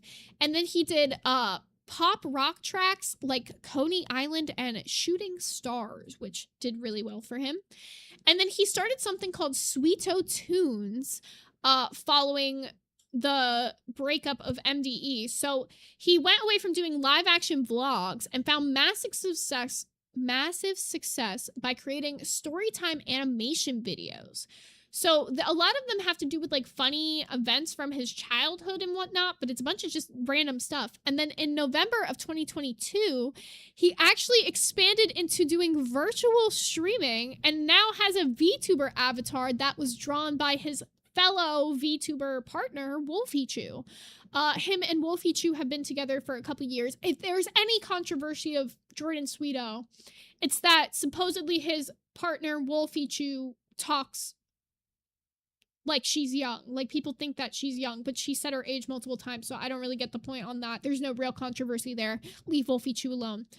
But in sad news, in July of 2022, Jordan posted a video titled Hiatus on his main channel announcing an indefinite break from public content creation to work on internal development projects.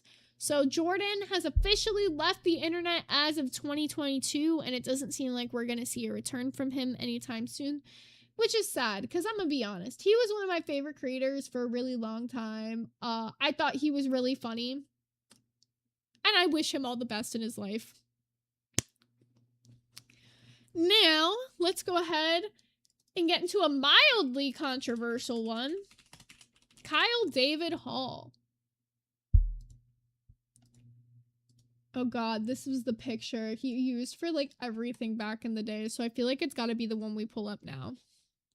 Kyle David Hall originally launched his YouTube channel under the name Blue Airsoft in 2010. And his very first video was literally him unboxing a 3DS and doing a review for it.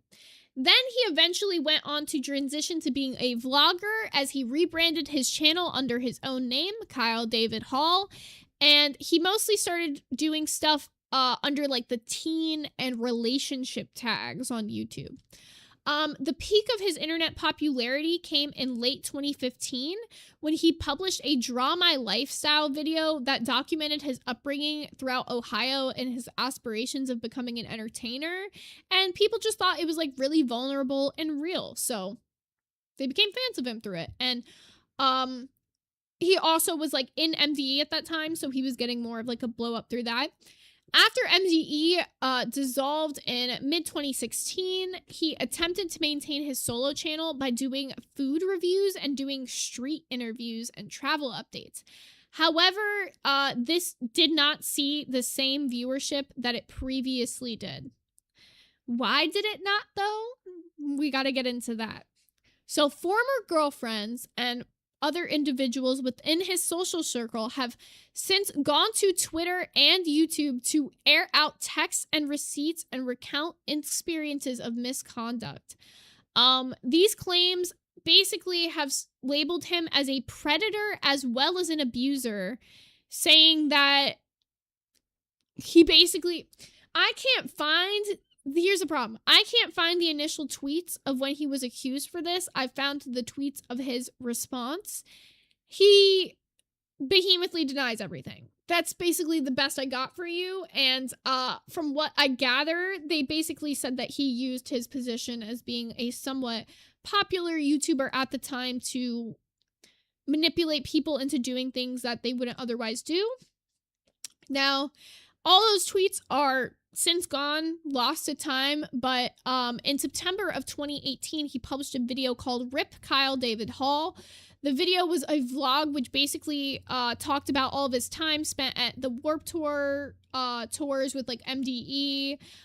He also stated that his old internet persona was dead and that he was going to be abandoning consistently uploading on his channel to travel the world. He since shifted his media presence briefly to Twitch, where he hosted a video game and casual stream, where he did a casual stream with like video games and stuff with people. And he also appeared in April of 2025 as a podcast guest of Johnny Gilbert's podcast, and since had reminisced about like the internet landscape and what happened. People have called out Johnny for collaborating with Kyle since he was labeled predator by the internet. Now, the thing with that, though, is what I'm saying is all those tweets have since been deleted. So Johnny might not even know that situation had happened, because I didn't know about this until I started researching for this video. So, to be noted. Now, the next and last person who is an MDE My Digital Escape member is going to be Jaden Wales, who now goes by the name Luke Wales. So we'll get into all that, but I will probably call him Jaden a couple times in this video just because that was his previous name. Jaden is similar to Jordan in the sense that he's never had a major internet controversy, never had anything come out about him. There's only one thing that you could say that was like a moment where people kind of had eyes on him, but it was... You'll see. You'll hear. So Jaden Wales launched his YouTube channel in November 12th of 2007 under the name JU Unit. And he got popular because he did these like skits similar to like Onision style skits back in the day, where he had this hunter guy persona who made these like videos like Hunter has a bad day or Hunter's Valentine's Day, etc., etc. And so those kind of blew up because people liked the Hunter character. Then he started making music. He did acoustic music, he did hip-hop, emo music, all different types of stuff. Then, following the end of My Digital Escape, in November of 2016, it was his 10-year anniversary on YouTube, and Jaden shocked the emo community by coming out and revealing that he is female to male transgender. And as someone who was a fan of this guy for a long time, I had no clue. He said that, I was like, what? Like, no way. It was so, that's the thing I'm talking about, though. It was somewhat controversial to some people who are, like, transphobic, but, like, not a controversy at all. It was just like, holy shit. Nobody knew, and, like, congrats. But everybody, for the most part, was very supportive of this. It was just, like, no one knew. He's later since decided to change his name from Jaden to Luke, so you can now find him under the name Luke Wales, and he's actually still active online, but he mostly does lo-fi music now. So if you go check out his channel, you'll probably find mostly lo-fi music and stuff. But yeah, Luke Wales. a goat. I was a huge fan of him back in the day. Also, just a quick reminder, we are still 11 out of 15 for today's goal. We only need 4 more of those little members to hit it out. Now let me get the next one pulled up. The other guy in our thumbnail for today, Social Repose. One of my least favorites. You guys might not recognize him from the thumbnail photo, so I'll pick a photo I know you guys will recognize him from. There he is, Social Repose. So Social Repose started YouTube around like 2010. Or like I guess he got famous in like 2010 was when he started getting popular. So he's mostly known for his Native American headdress and his face paint and the mechanical wings that he does, and he makes music covers, okay? So he had launched the official Social Repose channel in 2011, where he did a synth pop track titled Helium House, and then he started transitioning into vlogging in July of 2011, where he posted his first ever vlog to his channel. Now, he's got a couple scandals, so let's get into them. Let's start with the cheating scandal. This is my personal favorite because I watched this one go down live. Justice for my girl, Jaclyn Glenn. So he used to be in a relationship with Jaclyn Glenn, and in late 2017, she released a video basically exposing that he had repeatedly cheated on her over and over and over again, and he basically came out with a video apologizing with the most non-apology ever, and it has since seen severe backlash, and it led to a permanent drop in viewership, mass dislikes, and a huge reputation hit for him, because the way that she like detailed the cheating and how bad it was, you couldn't not think this guy was like a fucking monster. He did not give a fuck. He treated her like complete shit. I would run through the Jaclyn video, but honestly, it's so long. Trust me, if you guys are interested, go check it for yourself. It's worth the watch. But that wasn't the only one. There's also the milk challenge controversy. This one you guys might not have heard of. So back in 2017, he posted a video that dared his fans to find his house and promised a glass of milk to anybody who found his house. Well, in May of 2017, a fan who has autism by the name of Arlene actually showed up at his home after misinterpreting the video being sarcastic, and he made a video then addressing the incident where he called her out by name and said, "Don't show up to my house," basically, okay? After this, the fan herself, no joke, the fan herself, and he's since received tons of backlash for this. This has been one of the situations that I believe it's the hardest for him to come back from. But you post a video daring somebody to come to your house in a sarcastic manner, whatever the fuck, and then you're gonna post a video in response to this random person who's just like a fan. And do you think people aren't gonna attack her? And I hope for the rest of his life he genuinely has to sit with that one on his fucking conscience. Because she's no longer with us. And one of his other major controversies is him being friends with Davi Vanity. You know, Davi Vanity, the one guy who everybody pretty much knows from the emo scene community as being a PDF. The guy who harassed Jessie Slaughter so heavily for her, like, from 12 to teenage years. That one, he's buddies with him. Oh yeah, and also, whenever commentary channels began uploading videos of him, of like Davi Vanity, of what he was doing and detailing the past and shit, Social Repose responded saying that he's issued multiple copyright strikes against those YouTubers for trying to out Davi Vanity. That's how good of buddies he is with Davi Vanity. He will copyright strike people on Davi's behalf, self-admitted, which of course led to lots of backlash for him. Now, I say let's finish off with some of the most controversial ones. And then we could get into the least controversial of the random ones left.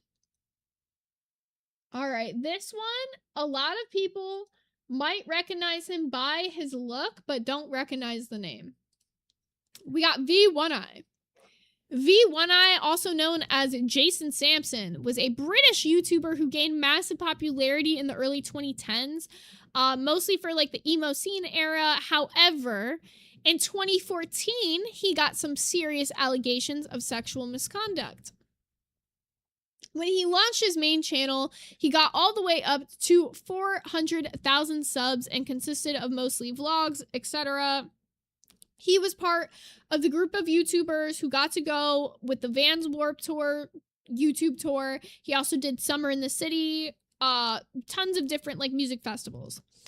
In October of 2014, though, fellow creator Ania, it might be Ania, published a video alleging that Jason had engaged in sexual intercourse with her when she was 15 and he was 20. Shortly after, a new Channel 4 News reported that additional allegations of harassment and assault from other female fans started coming out. He posted a response video admitting to the court interactions, saying, "I'm not going to deny it. I'd just like the chance to explain myself." And he blamed his actions on a lack of guidance regarding sex and alcohol during his upbringing. Since then, he was heavily deplatformed by the community. Conventional associations with him no longer exist. YouTube has banned him from all events and also made a public apology for ever associating and bringing him to any YouTube events. No formal police charges were ever pressed because the primary victim ultimately chose not to proceed with legal action. Now, in the years following, he is still a creator on the internet. He now goes under the name V3I, which is reusing his old channel URL. He pivoted, though, completely from doing lifestyle vlogging to now run what he calls a drug tuber channel, where he focuses mostly on his experience with psychedelics and specifically LSD and mushrooms. He's moved from UK to Spain, where he lives and creates his drug tuber content, and that's what he does now. The only reason I wanted to talk about this guy specifically is because he's been making a little bit of a comeback. A little bit of a comeback, okay? And although he might look different now, I'll show you guys what he looks like now. He's just the same scummy guy who did all that shit before, so...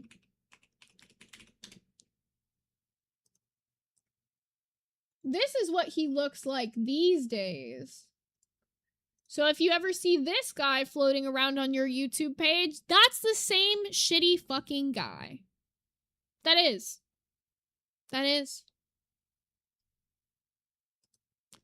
Alright. I see a lot of you guys talking about Captain Desdes in the chat. Oh my god, I thought about covering, like his whole thing with, you know what? I'll hit it. Fuck it. I have it in here. I can hit it. We'll cover Des and Nate. I decided to do them as one unit because, I don't know. It makes more sense to me that way.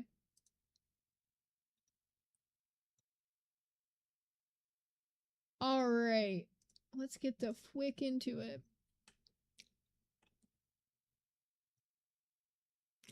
This is Des and Nate. They were popular content creators who created a channel together.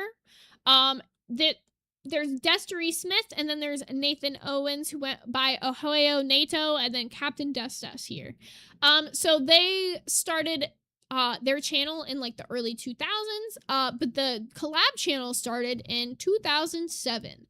They got popular for their I Don't Even Know series, which was mostly random sketch sketch comedy, and they became massively popular, specifically from I Don't Even Know 9.5, which gained over 7 million views, which was mostly like little Walmart skits and hyper random humor. The channel was known, though, to have irregular uploads, often going months without a video, and over time, the duo had just stopped collaborating regularly on the main channel. Destery shifted focus toward his music and his primary channel, Destery Smith, where he hosted the popular news and commentary series What the Fuck Files. He still remains active to this day, still making music and doing solo tracks like Sailing Home, whereas Nathan has mostly remained private and out of the public internet spotlight since the channel's active years. Pretty much when the channel went inactive, so did Ohoyo Nato. And that's what I got for you guys on them. Now, let's hit one of my faves. One of my faves.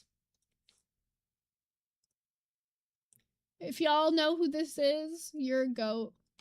You're entitled to financial compensation. Crank That Frank. Crank That Frank started his internet career in Vine of 2013, but he ended up moving over to YouTube to do longer content. He is the king of the Yemo era, okay? If you know what Yemo is, you know who Crank That Frank is more than likely, okay? He was one of the best fucking emo tubers to ever do it. He was so fucking funny. If you know what the milk fic is, you are entitled to financial compensation. Like, God, I miss this guy. So he would do like random reaction videos, emo meme reviews, collaborations with other people, and he had posted his final video and went on an indefinite hiatus in 2020, citing a loss of interest in the influencer style of life, burnout, and negative online comments. 2 years, though, after his last upload, he has erased over 700 videos and deleted his entire channel and all of his social media accounts. He has shifted his focus to his music career, though, where he briefly fronted a metal band called Vanta Void, which released music videos until late 2022. Additionally, his longtime partner, Eva, has spoken up and said that they have officially separated and divorced, and requesting that fans respect their privacy regarding their past relationship.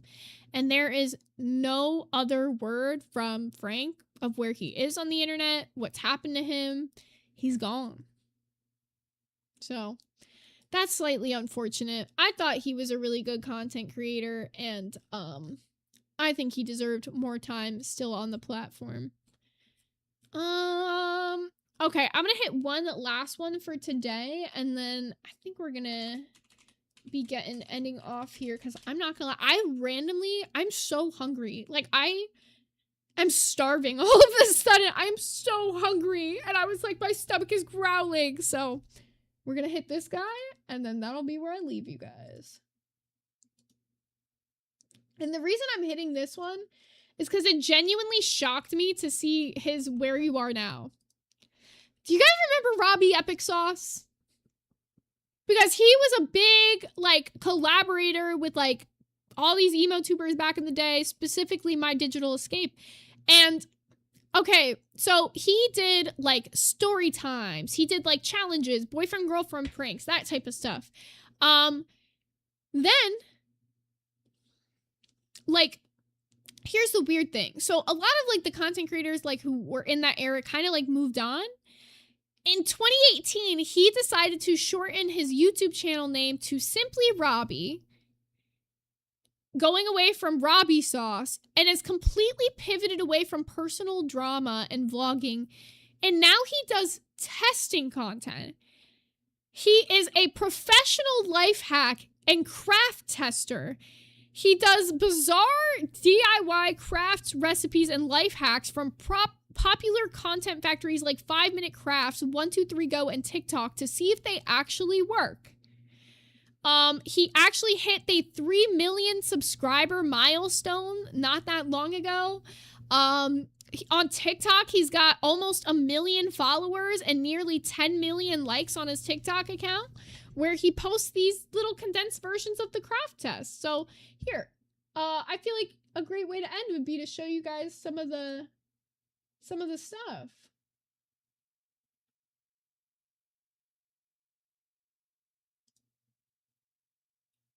His last upload, I will say, was 7 months ago, though, on YouTube. So I don't know if that means he's, like, heading out of YouTube. God, that scared me. So you can see, if it'll load, if it won't, okay, whatever. I'll just look at his I'll show you guys what his channel looks like. How about that? There we go. These are what his thumbnails look like now. So you can see he's clearly making kids style content. Now he's not anywhere near as active on here as he once was. Let me check out his TikTok,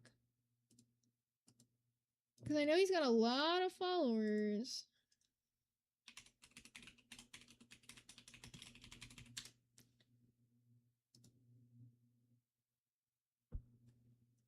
When was his most recent video? 2 days ago. Okay, yep, so he's moved over to being a TikTok guy. Let's see. My name is Mark, and I would like to go to Open Sauce this year, but Robbie says he doesn't have enough room in his carry-on bag. So, if you want me to go, please tell him down in the comments down below, and maybe he will bring me to Open Sauce. I hope. That's terrifying. That's a bit frightening. And that's Robbie Epic Sauce. I thought out of all the ones I'd seen today, you know, at least he did something successful, even though it's a little strange. But yeah. How do you guys feel about today's emo YouTube deep dive? Do you feel like you learned a little bit from the emo space? Did I cover some people that you used to watch? Did you enjoy this at all, or was it boring as shit to you? Let me know. There's more people I could cover, but honestly, I'm hungry. Didn't Destry have allegations of inappropriate behavior with fans, like some being as young as 12 offering to fly them out and stuff? Did he? Hold on. Because I might have missed that. Oh yeah, you're right.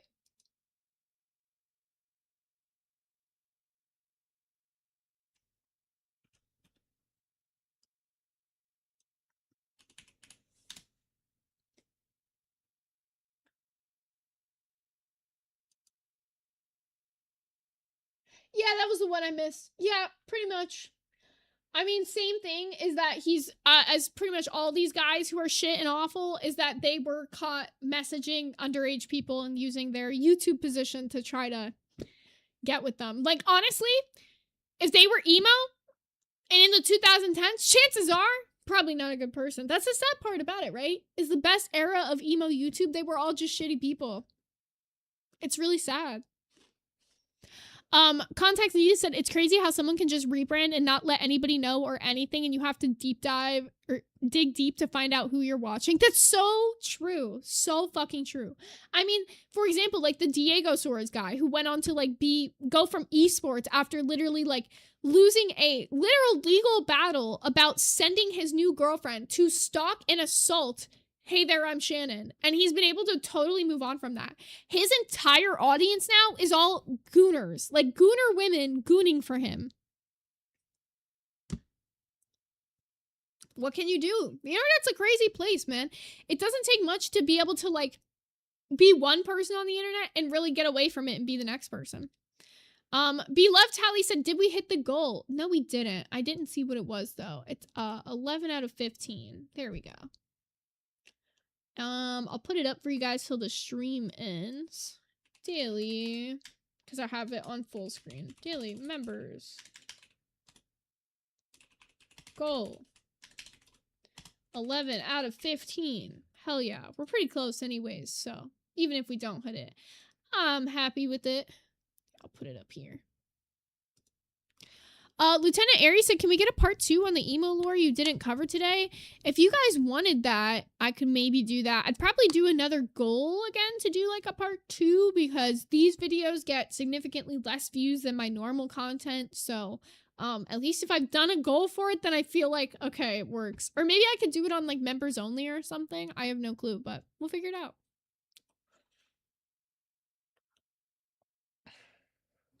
But oh, so I got a little bit of news. I didn't even mention this earlier. So I got a call this morning from the apartment that I was supposed to be moving into July 31st, saying that the people who moved out already finally turned in their keys today. And they have trashed the fucking place. It's so trashed that they said that we can't move in until August 15th, the soonest, because they have to completely re-renovate. So they're giving us all brand new flooring. Every room, they said, the flooring needs redone. All the appliances need replaced. Which I guess is like good in like retrospect, but it's a little bit annoying because if you also remember, our car is totaled and we only have the rental car until August 11th. So now we're going to have to try to figure out getting a new car a little bit sooner than we thought to try to figure this out. But yeah, it will be good apartment wise, just car wise it's really annoying. Lease for here doesn't end until September 7th, so it gives us wiggle room, and we already paid the deposit and everything, so now it'll make it cheaper for like the next month because we're doing the prorated amount for August and we already paid it, so it'll make like the first month's rent really, really cheap. But it's just kind of annoying. Like, if they would have told us this 2 days ago, before I scheduled the movers, all this stuff, it would have been way easier, but I had to reschedule all that. Did that all this morning before the stream. So the 17th is now when the movers will be moving everything over. So that day I won't be streaming. Keep you guys posted the closer it gets. But hopefully we get a new car before the 11th so that when we are able to move, we can fucking drive there, pick up our goddamn keys. But otherwise, everything is gonna slowly work itself out. It's just really annoying. Really, really stressful and annoying. So if I've been like not very active as much in the Discord recently, it's because I've been dealing with all of this bullshit. I can go one day without something going wrong. So it drives me a little crazy. A little crazy. But it's fine. Once it's all dealt with and we're moved into the new place, everything will be fine. That's all I keep telling myself.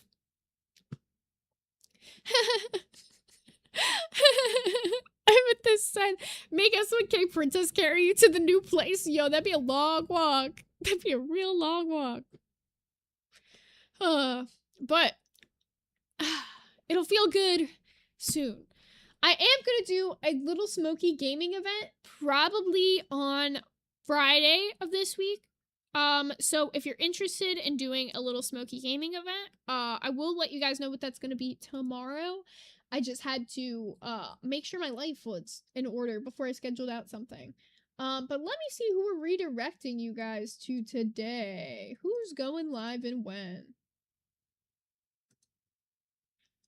I don't see anybody. Let's just go to YouTube and click on live again. Let's try that. Let's see if we could just find somebody and be nice to them.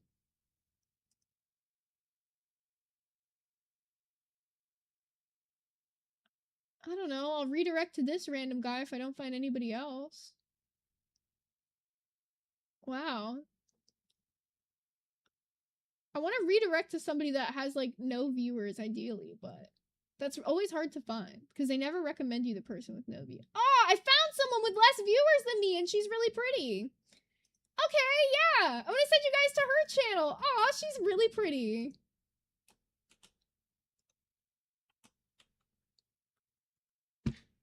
Redirect. If these motherfucking people don't go onto their fucking channels and turn their redirect, I'm gonna crash out. I got all excited. I was like, I'm redirecting you guys to this really pretty girl with only 30 viewers, you know. She's gonna be really excited. And now you can't even go there. Now you can't even go there, even if you wanted to. Bullshit. Alright, we're gonna redirect you to this guy, because the game he's playing looks fun. If it'll let me. Why does nobody on YouTube have their fucking redirects turned on? He's got it on. Yeah, fuck yeah. I'm redirecting you guys to the guy playing Sad Dad Simulator. I've never seen his channel. If he ends up being slightly controversial or anything, I apologize. I don't know anything about this guy, but the game he's playing looks fun. So go check out this guy's channel. Let him know that Hot Dog Gang sent ya, and I'll see you guys back again